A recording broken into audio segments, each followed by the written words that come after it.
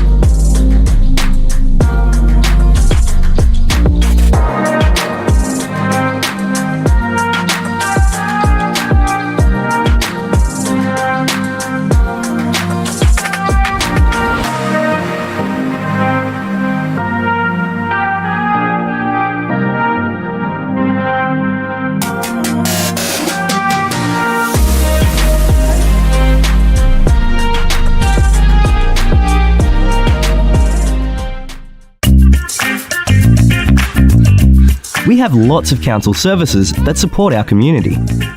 We support families with children, including health services for children and mums, vaccinations, playgroups, childcare, and kinder. We support young people in our community. Through events and activities, we have services that can support people with disability, older people, and carers and family of people with disability and older people.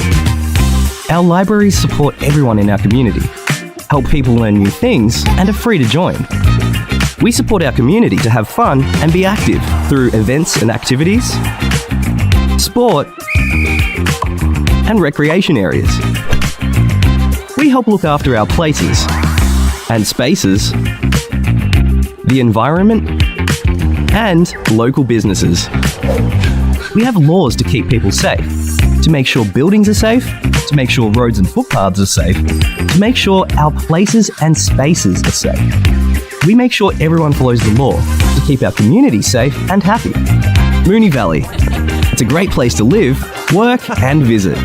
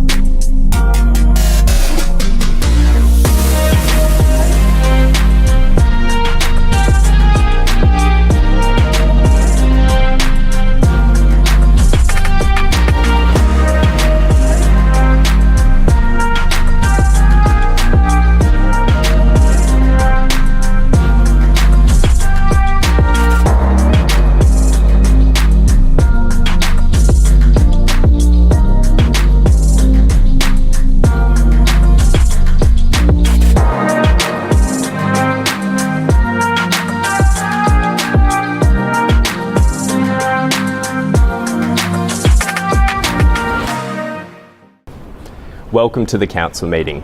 I'm Councillor Piers Tyson, Mayor of Moonee Valley City Council.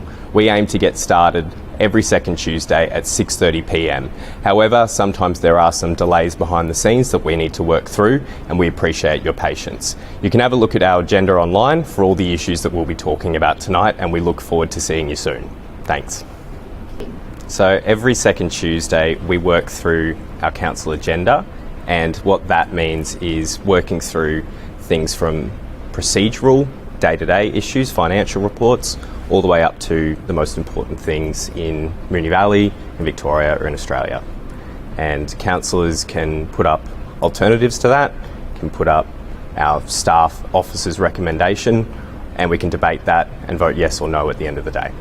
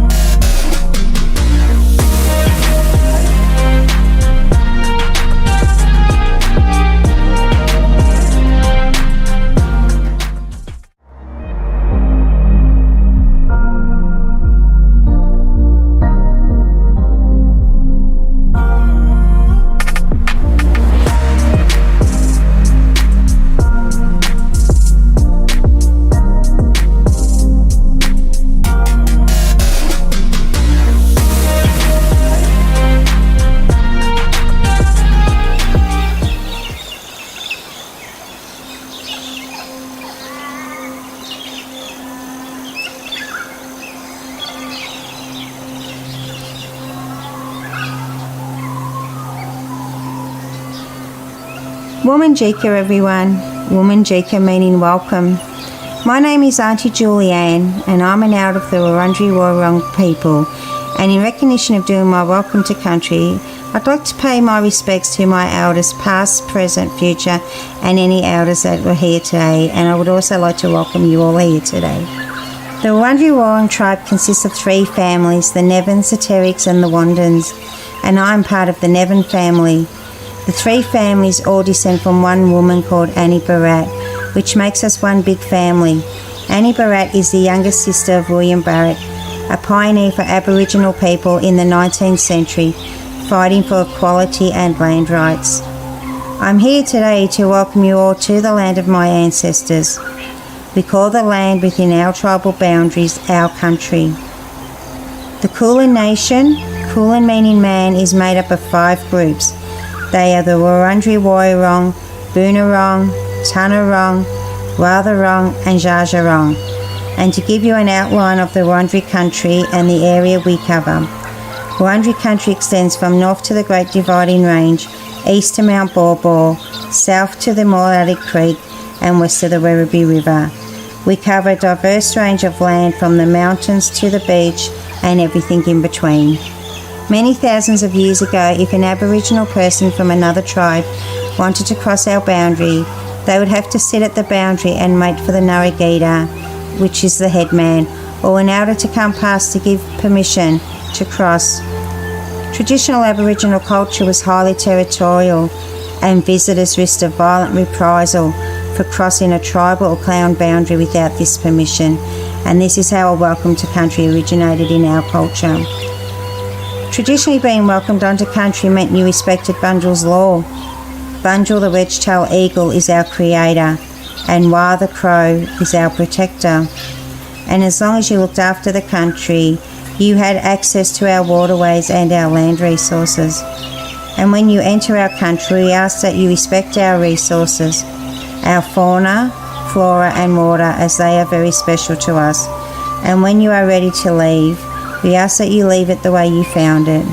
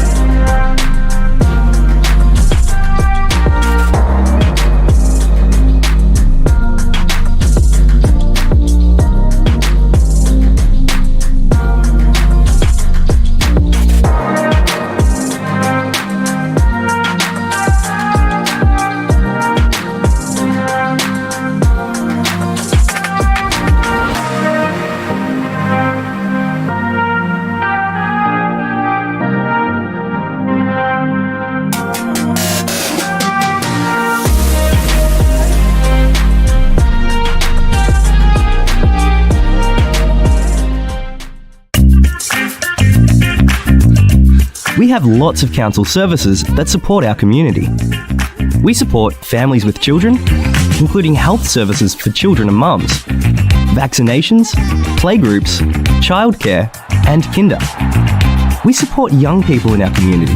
Through events and activities, we have services that can support people with disability, older people, and carers and family of people with disability and older people. Our libraries support everyone in our community, help people learn new things, and are free to join. We support our community to have fun and be active through events and activities, sport, and recreation areas. We help look after our places and spaces, the environment, and local businesses. We have laws to keep people safe, to make sure buildings are safe, to make sure roads and footpaths are safe, to make sure our places and spaces are safe. We make sure everyone follows the law to keep our community safe and happy. Moonee Valley. It's a great place to live, work, and visit.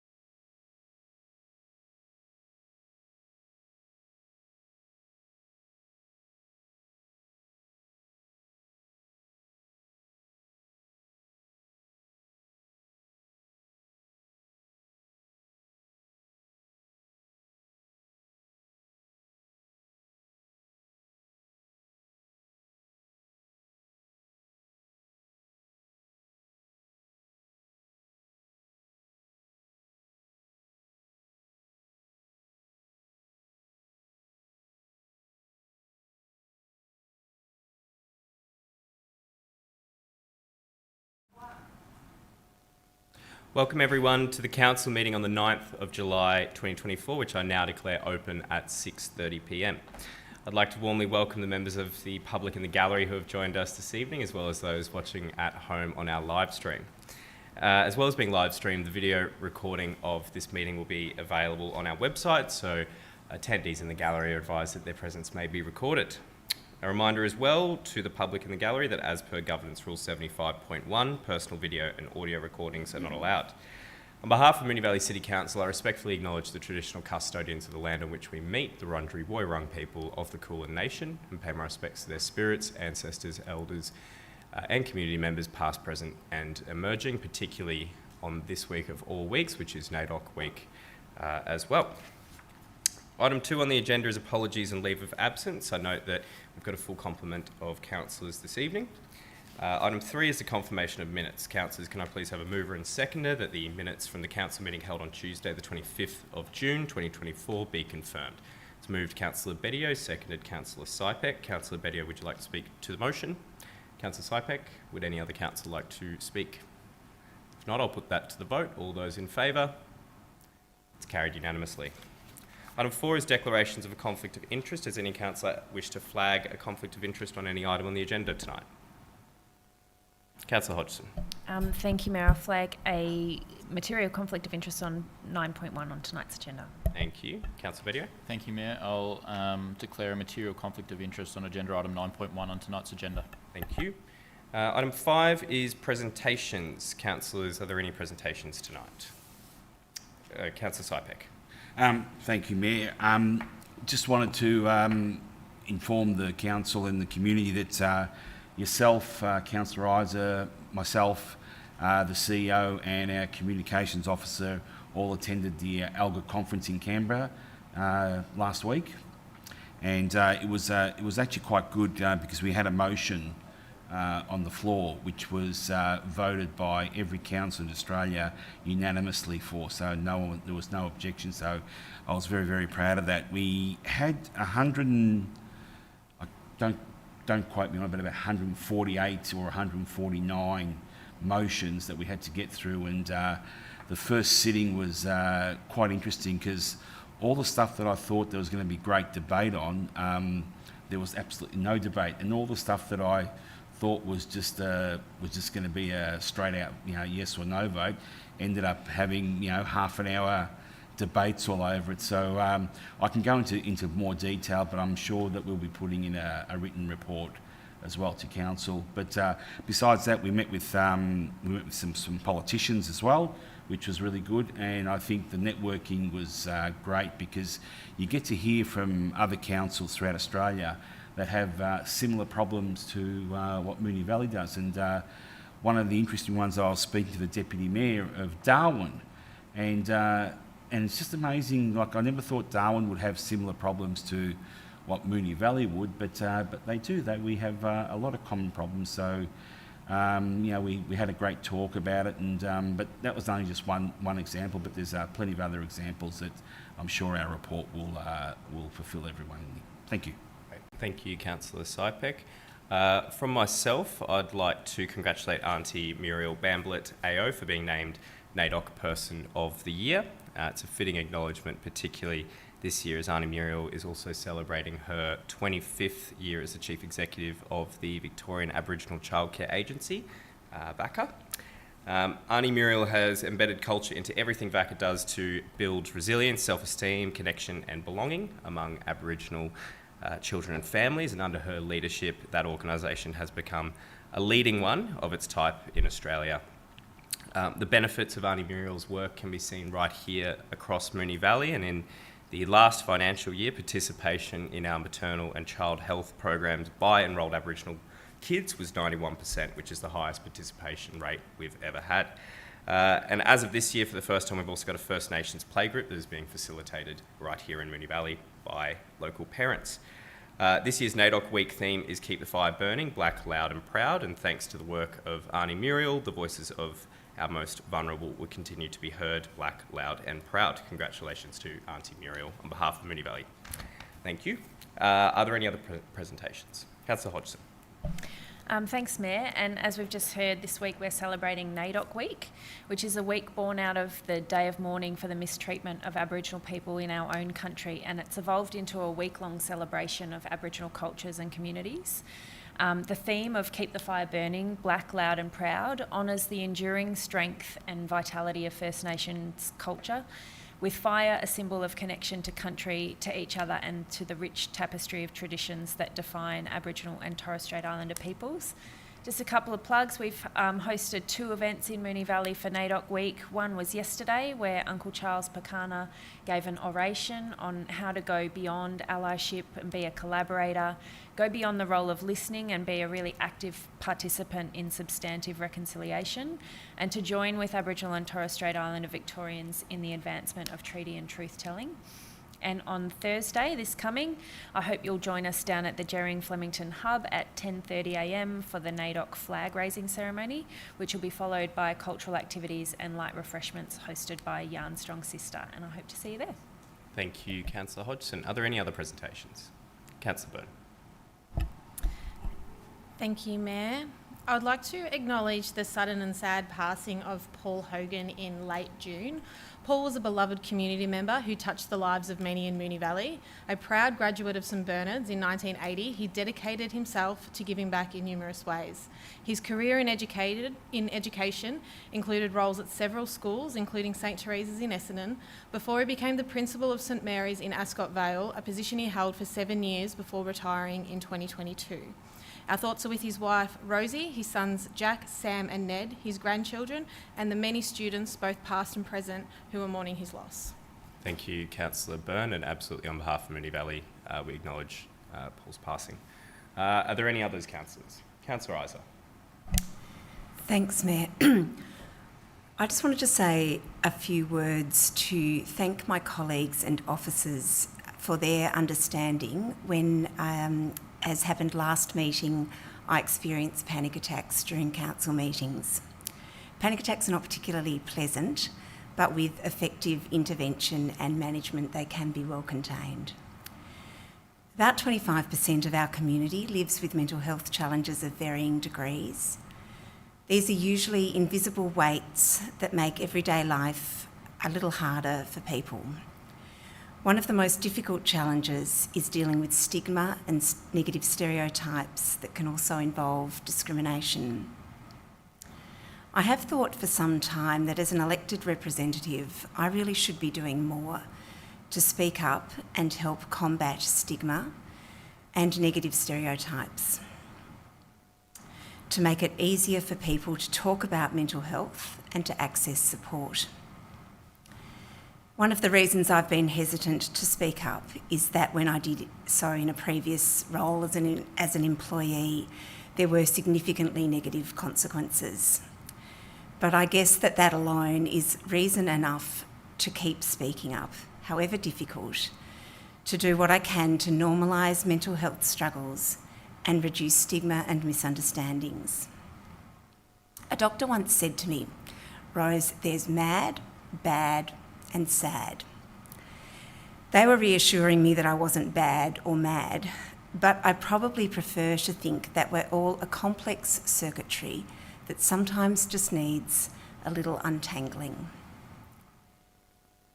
Mental health challenges, like other disabilities, are not an obstacle to doing your best work and to being your best self, including in political life and on council. And again, I just want to thank colleagues and officers for your support and say to residents with similar needs, please let me know if there's anything we can do at council to support you. Thanks. Thank you, Councillor Isa, and that's, I'm sure, a very difficult thing to have had to have said then, and having known you for 4 years, I know that this is something that you've suffered through very bravely, and I'd like to acknowledge on behalf of councillors, officers and myself, and thank you for sharing your experience. Are there any other presentations, councillors? Item 6 is petitions and joint letters. Do we have any tonight? Councillor Byrne? Thanks, Mayor. Council received a petition from 14 residents of Peppercorn Court in Avondale Heights. The petition calls on Council to reconsider the implementation of no parking signs along the dead end of Peppercorn Court, as the restrictions would have a negative impact on the residents of the court. It notes the current parking restrictions meets the needs of the residents, and introducing further restrictions could create unnecessary hardship and inconvenience, as there are limited parking options available nearby. Thank you, Councillor Byrne. In accordance with Governance Rule 62.4, I refer that to the CEO for consideration. Are there any others? Item 7 is public question time, and we've got 3 tonight. The first is from Nina Franceschi, who isn't here this evening. Nina asks, since COVID, rubbish on Moonee Valley streets and other public areas has increased so much that friends and I spend our valuable time picking up rubbish in our spare time. How many full-time equivalent FTE on ground cleaners does the Moonee Valley City Council employ to keep our city clean? By this, I mean employees who use pickup sticks and similar devices to pick up rubbish from our parkland, open space streets, and other areas falling within the responsibility of Moonee Valley City Council. Thanks, Nina, for your question. I'll ask the CEO to respond.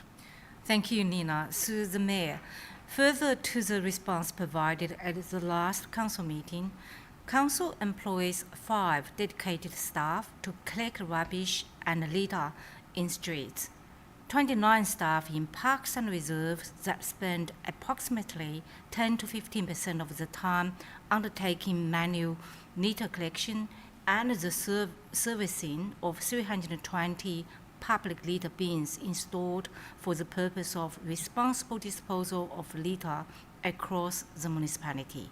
Thank you.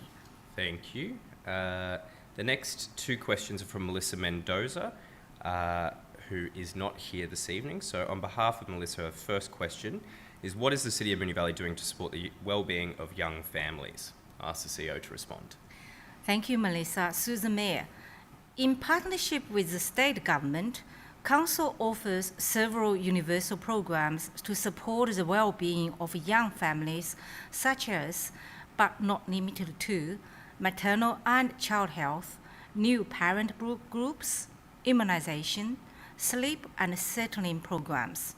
These programs provide, among others, the following well-being initiatives: child and parent physical and mental health and development, support with parenting skills, strategies and skills to strengthen family communication, referrals to other health agencies. Thank you. Thank you. The final question from Melissa is the Council open to having a third-party run self-care and wellbeing programs for young families at community centres? Thanks, Melissa, for both of your questions. I'll ask the CEO to respond. Thank you, Melissa. Through the Mayor, Council has a number of community facilities available for hire across the municipality. Programs that support the community needs are welcome to inquire if space is available. This information can be found on Council's website under Facility Hire. In addition, Council offers a biannual grant program that is aimed to support community-based initiatives that community members are eligible to apply. Thank you. Thank you, CEO. Item 8 is reports from delegates. Councillors, do we have any reports in your responsibility as delegates? No. In that case, we move on to item 9. 9.1 is options analysis level crossings at Puckle Street / Holmes Road and Park Street, Moonee Ponds. Councillor Bedio. Thanks, Mayor. I'll declare a material conflict of interest on this item, as I own and operate a business which is directly adjacent to the Puckle Street Holmes Road level crossing. Thank you. Councillor Hodgson. Thanks, Mayor. I will declare a material conflict of interest in this item, as I own a property very close to the Park Street level crossing. Thank you. Give the councillors a moment to leave the room.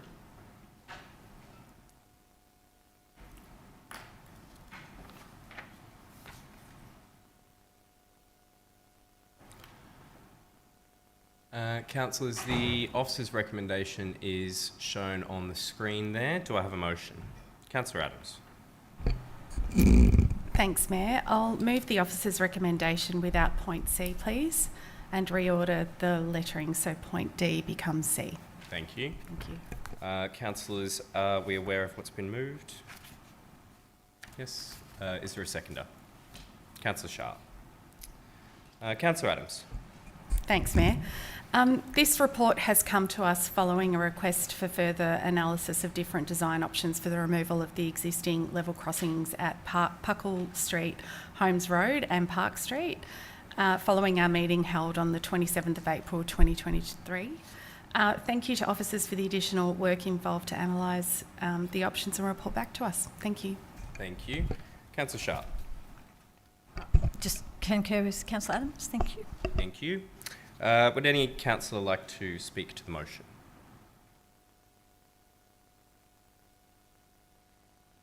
If not, I'll put that to the vote. All those in favour? Carried unanimously. And we'll ask councillors Bedio and Hodgson to return.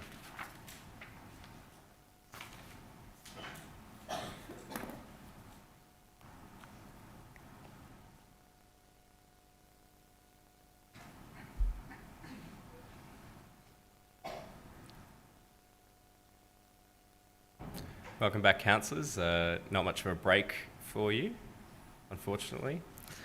Item 9.2 is amendment to the 2024/25 Schedule of Fees and Charges. The officer's recommendation is on the screen.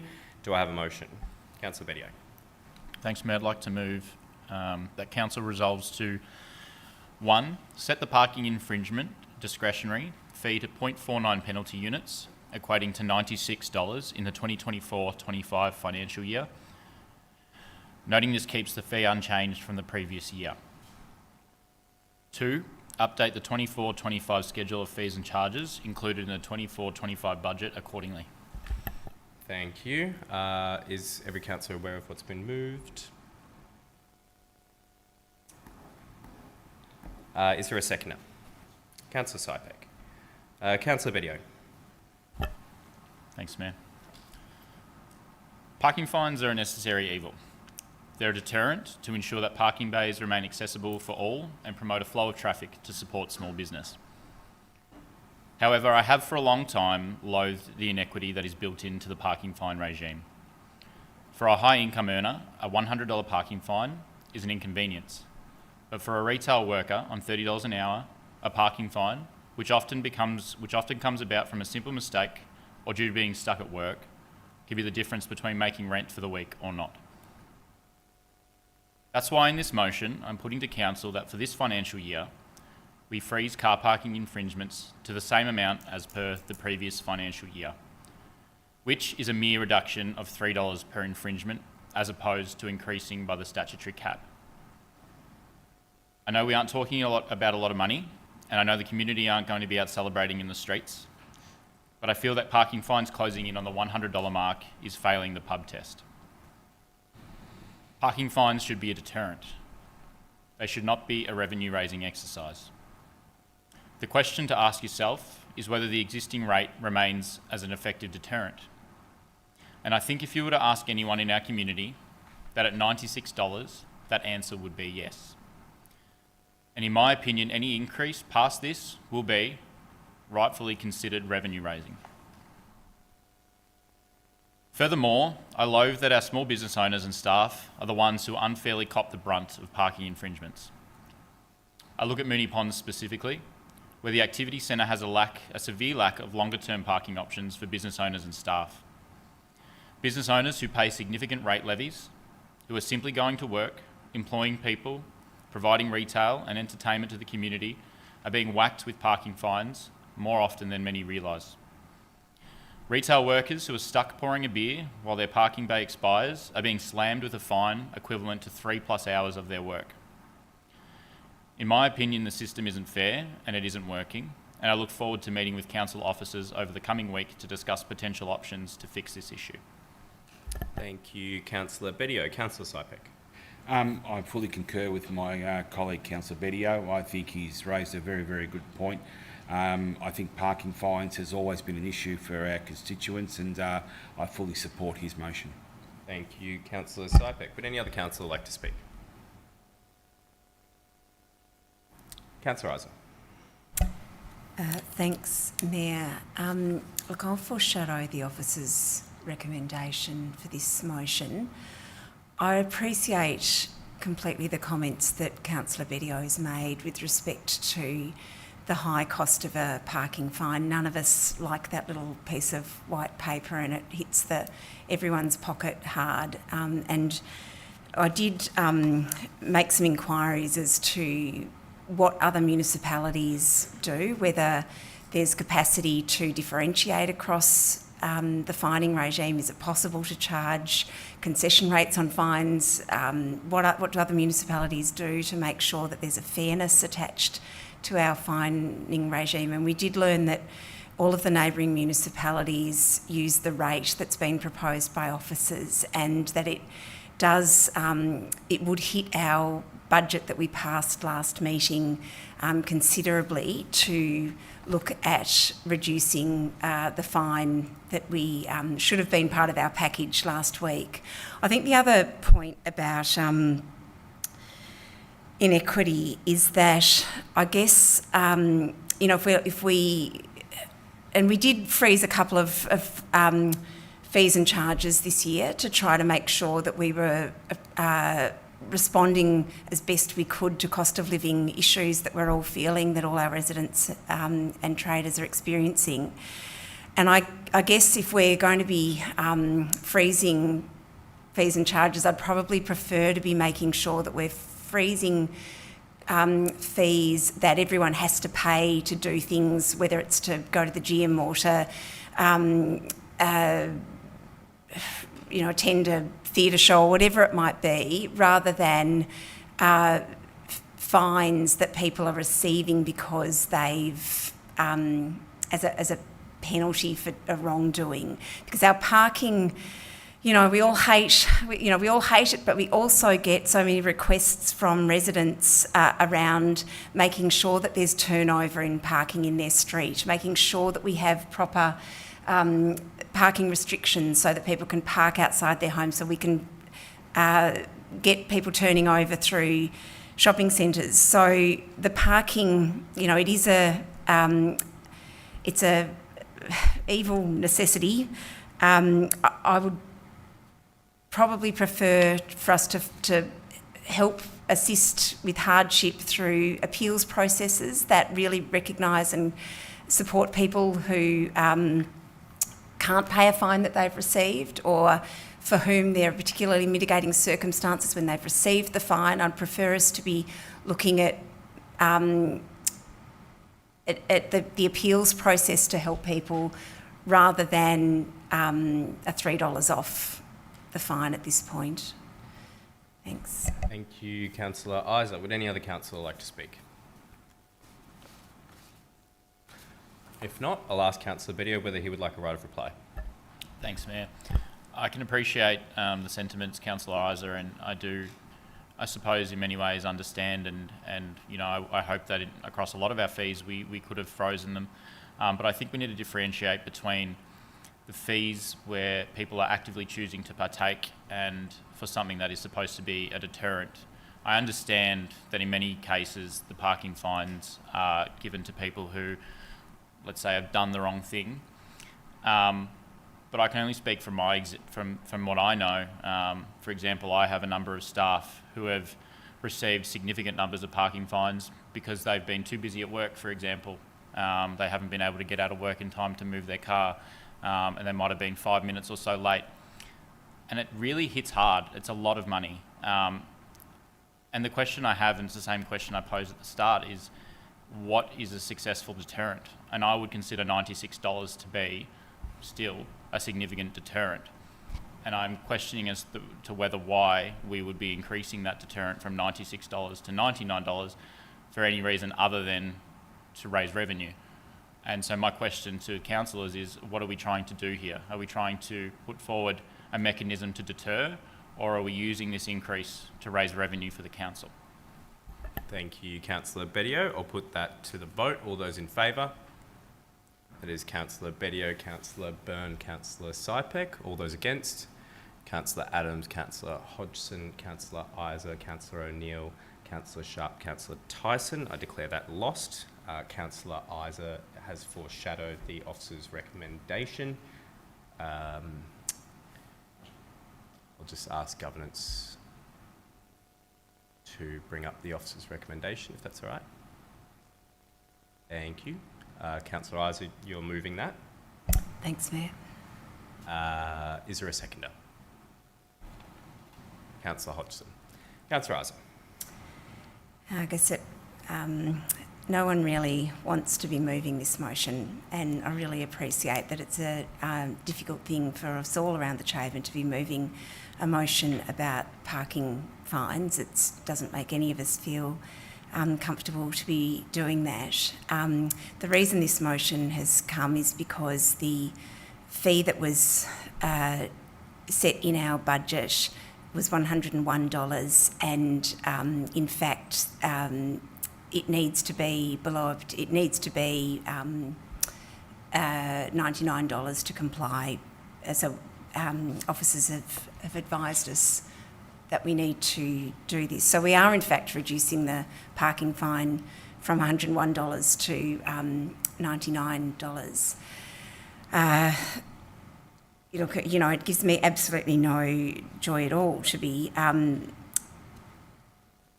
talking about parking fines, to be talking about $99 parking fines. The question was just put though in terms of, you know, characterising this as revenue raising, and I guess the argument back to that is that council, you know, the fee, the money comes in because people are fined for not complying with parking signs.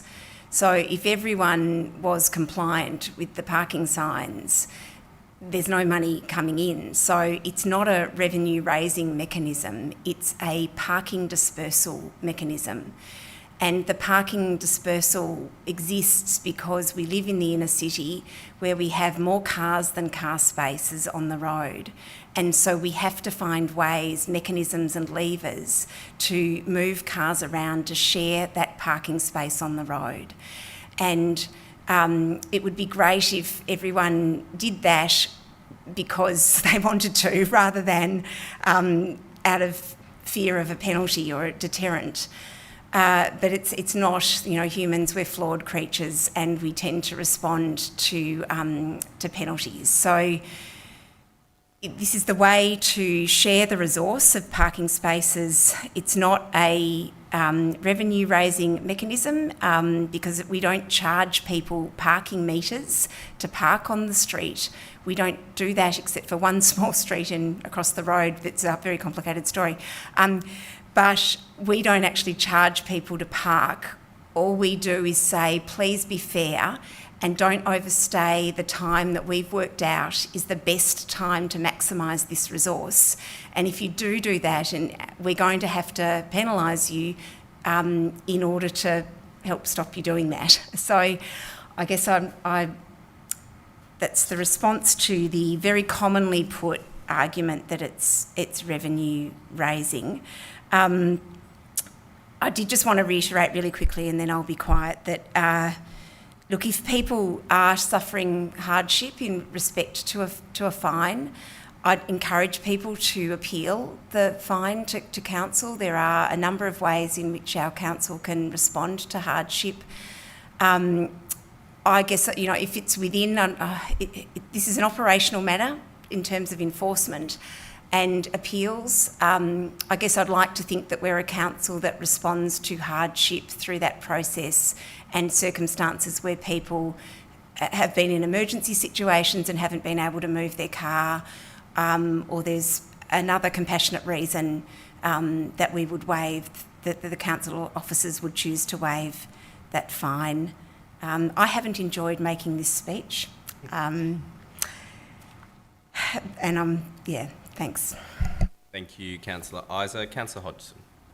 Thanks, Mayor. I too take no joy in seconding this motion, and Councillor Bedio argued very well and articulately some of the problems and the challenges that residents in Moonee Valley and people who visit Moonee Valley face when they are unfortunately hit with a parking infringement.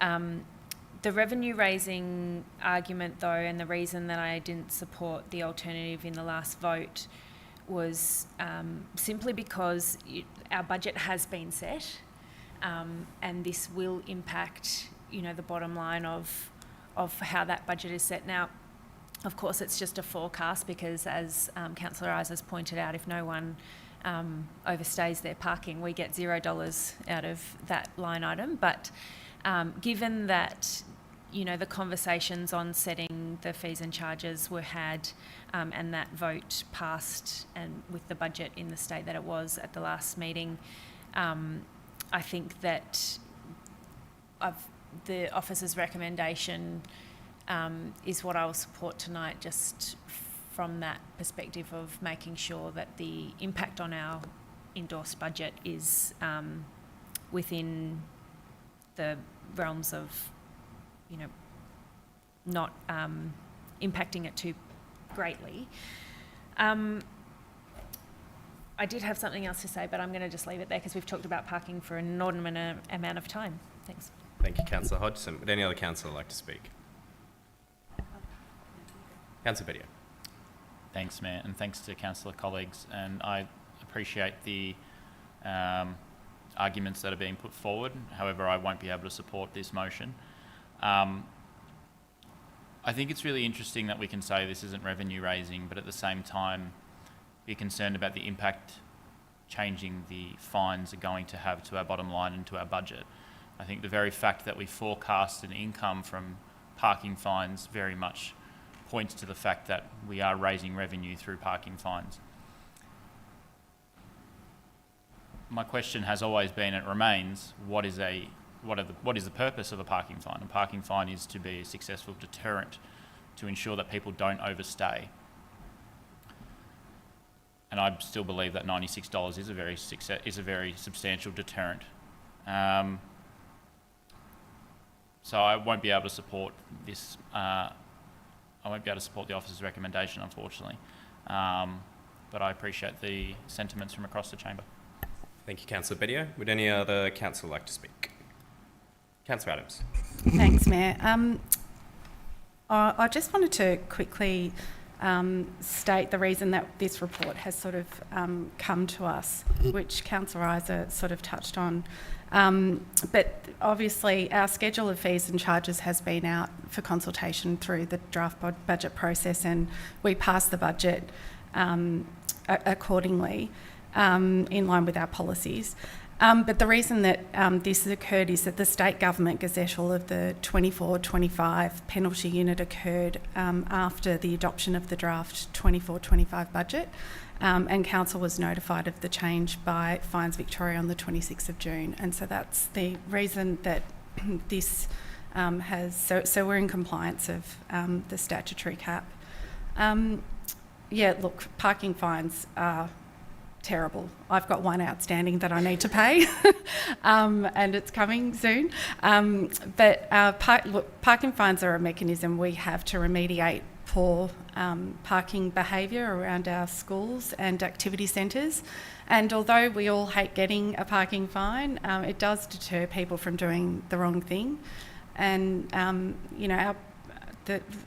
our parking restrictions are an important way that we can turn over car parking in our busy municipality and ensure the equity of parking for all our car users. So I'll support the officer's recommendation. Thank you. Thank you, Councillor Adams. Would any other councillor like to speak? Councillor Byrne. Thanks, Mayor. I will be supporting this motion because we do effectively have to support something as what was passed in the budget, as Councillor Adams touched on. We can't actually go with. I would have preferred for it to be lower.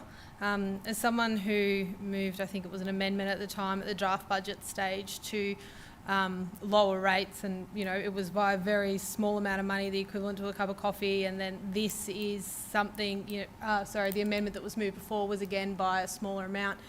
Like, I understand that these are sort of tiny little amounts, but I think, as Councillor Iser touched on, like, for some people, or maybe it was Councillor Bedio, for some people, like $100 or $99, it is so much money. It is hours and hours and hours of work. There are people who are on a minimum wage, juniors that are on, percentages of that. And it can be almost a whole shift of what they're doing. Now, there is also the part of me that is like, well, people just shouldn't park illegally. But there are so many people that, run the gauntlet and, just hope that they don't get a fine. At the end of the day, we are a city that doesn't have many parking meters. It's something that I don't think this particular term of council has actually debated particularly. There's been some heated discussions, but not in this council term, I don't believe, of whether or not we bring them in. It's definitely not something that is particularly popular, I don't think, with people of Moonee Valley, and definitely not something that I, would want to explore. And therefore, one of the ways that we turn over parking is deterrence through parking fines.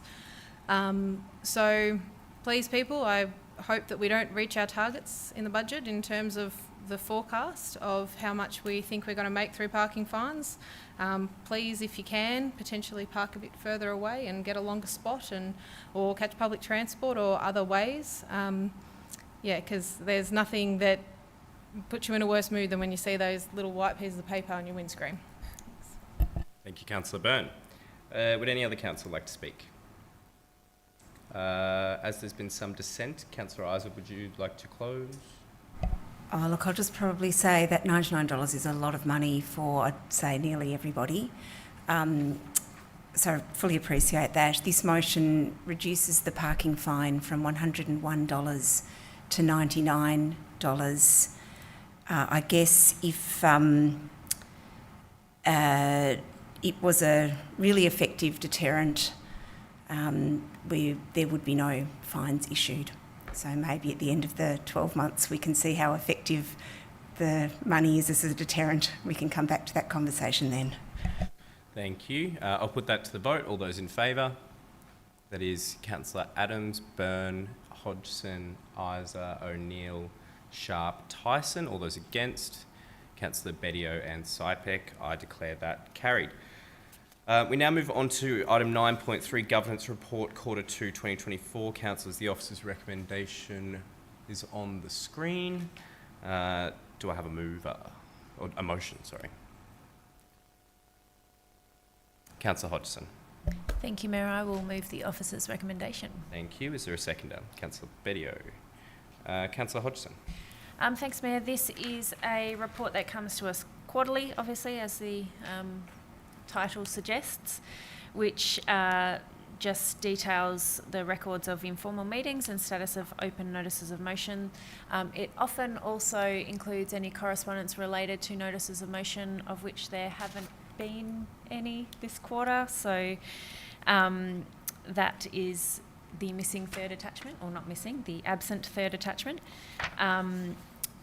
This just shows members of the community what we've been doing when we aren't live streaming, and I'm happy to support the recommendation. Thank you. Councillor Bedio, anything? No? Would any other councillor like to speak? If not, I'll put it to the vote. All those in favour? Carried unanimously. Item 10, notices of motion. As Councillor Hodgson said, we have none. Item 11 is urgent business. Do we have any urgent business? Item 12 is confidential reports, and we have one on the agenda tonight. So I'll ask that Council resolves to close the meeting to the public pursuant to section 66(2) of the Local Government Act 2020 to discuss the following matters as they are considered confidential under the terms of section 3(1). That is 12.1, CEO employment matters, which contains confidential information relating to personal information, being information that, if released, would result in the unreasonable disclosure of information about any person or their personal affairs, as it contains personnel information of an individual employee. That is moved. Councillor Hodgson, seconded Councillor Adams. I'll put that to the vote. All those in favour? That's carried unanimously. So we'll now say good night to the members of the public in the gallery, as well as those watching on the live stream. I'll close the meeting at 7:10 to the public. Thanks for joining us.